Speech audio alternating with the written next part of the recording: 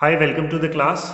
Today we'll do one more application of Biot-Savart law, and in this application we will try to find out the magnetic field at the axis of a current carrying circular loop, right? So we have considered a circular loop of radius A with center O, and this loop is carrying a current I. So as you could see this is the loop of radius A. It is carrying a current I, and we have to calculate the magnetic field at point P, which is along the axis of this coil, circular loop or coil.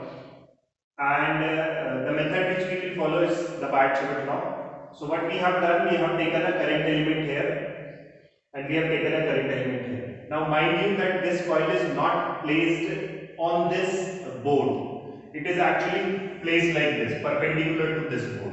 So this part is the current element which is coming outside, and this is the current element which is going inside. It means it is kept like this, perpendicular to this, right? So if you apply the right hand palm rule like this, so the magnetic field at point P will be in this direction. The current is in this direction, the magnetic field is in this direction. So dB is in this direction. Angle is theta with the vertical. Theta angle is there. If you resolve this dB into two components, along theta, cos theta component will go, and perpendicular to this cos theta will be sin theta, right? Similarly, now no need to find the no need to find the magnetic field of this current element, because we know that if this magnetic field is going inside like this, it is actually going inside like this. The other part will be coming from the other side. So obviously this will be magnetic field coming going like this, and then it is coming like this. So that is the magnetic field dB. Again, it is making an angle theta with the vertical. So along theta, we all know that cos theta components come, and perpendicular to this cos theta component will be the sin theta component, right? Now if you see that this dB cos theta and dB cos theta are in the opposite direction, and therefore they will cancel out each other. So which component of the magnetic field will contribute here? So as you could see that the component which is going to contribute here is the dB sin theta. So dB sin theta is the component which is going to contribute here, right? Now we apply Biot-Savart law. So applying Biot-Savart law, what we have? We have dB is equals to mu naught upon 4 pi ideal sin theta upon r square. Now we know that this coil is perpendicular to this plane of the board. So when it is perpendicular to the plane of the board, obviously it is perpendicular to P as well. So the angle between the current element and this position vector will be 90 degree. So therefore theta is 90 degree and sin 90 is equals to 1. So dB is equals to mu naught upon 4 pi ideal upon r square. Now what will be the total magnetic field at P?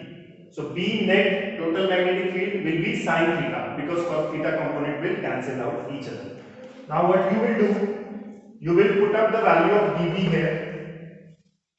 You will put up the value of dB here.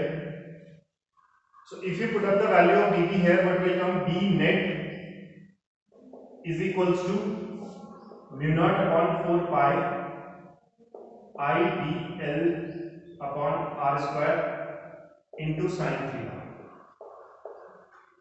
Now you all should understand that how we are going to integrate this part. So if you have to integrate this part, B net mu naught upon 4 pi, current is constant, r square is constant, sin theta we cannot change. So r square is there, sin theta is there, and then what is left?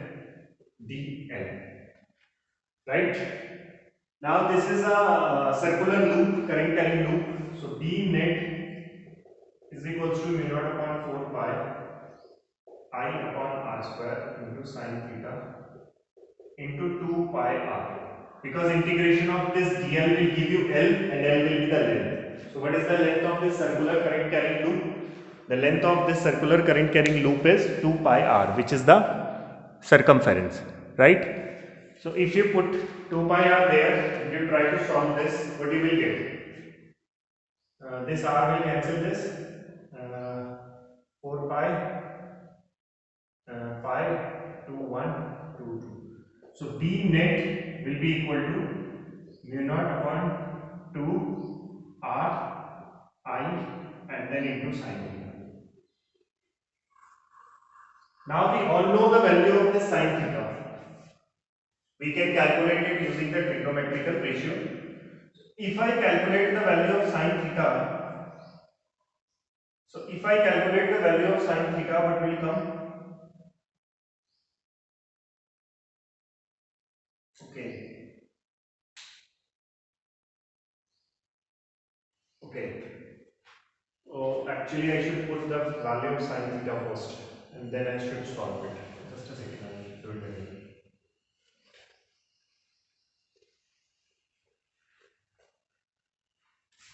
This was I upon r square, and then oh, I did a mistake actually that I had put r. Actually, the radius is 2 pi, so r square will remain here.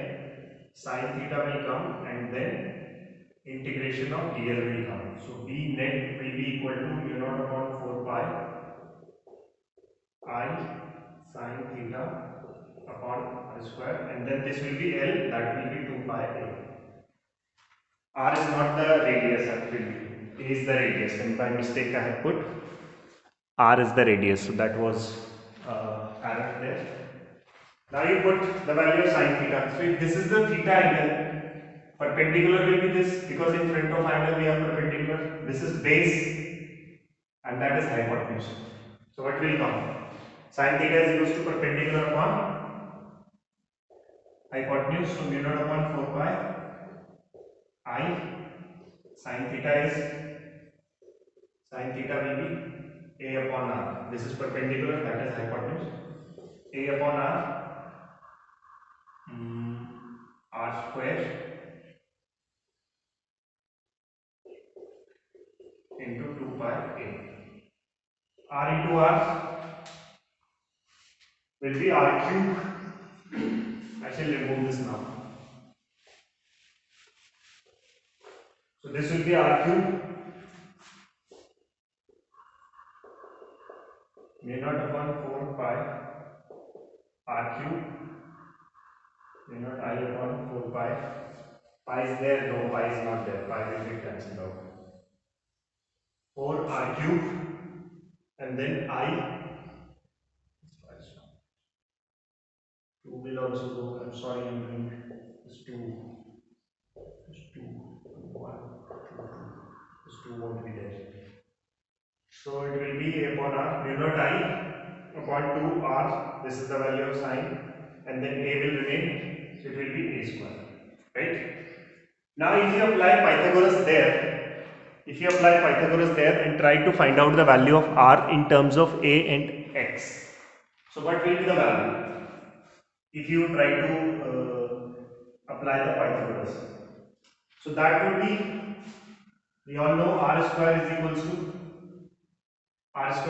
to A square plus x square whole power half, that is root.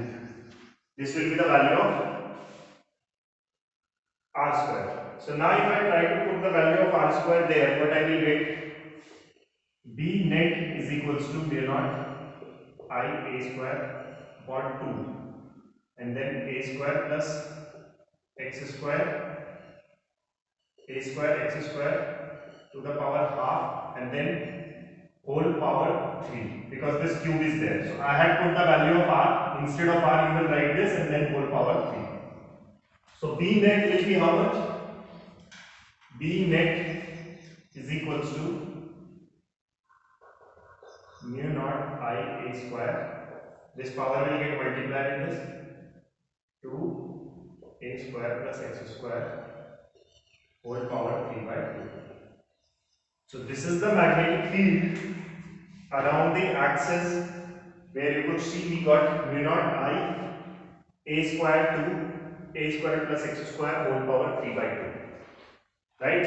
And if you have n number of turns, then you will multiply this result by n. So B net is equals to mu naught, n I will multiply mu naught, n are the number of turns, I A square upon 2 a square plus x square whole power 3 by 2.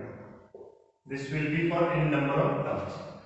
Now from this result, if you want to obtain a result that is at the center of the circular loop, so if you want to find out the result at the center of the circular loop, how you will find out? Obviously this r going to be there, this x going to be there. So if r going to be there and x want to be there because you are calculating at the center. So I am trying to derive the previous result from this. What was the previous result? That I have to find the magnetic field at the center. So if x I remove, what will be left? So B net will be mu naught n I a square upon 2 a square whole power 3 by 2. Because x I have to ignore, so I have ignored x. So this square will cancel out. So now what will be left? Now the result which will be left is B net is equals to mu naught n I a square upon 2 a cube. This goes off. B will be mu naught n I upon 2a. So this will be the magnetic field at the center, which we have already done. That was the first application of Biot-Savart law. And this is along the axis, and from the axis you can easily obtain the result for the center by ignoring that value of x, right? So I hope you understood this. So this was the last application of Biot-Savart law. So that is it for today. Thank you.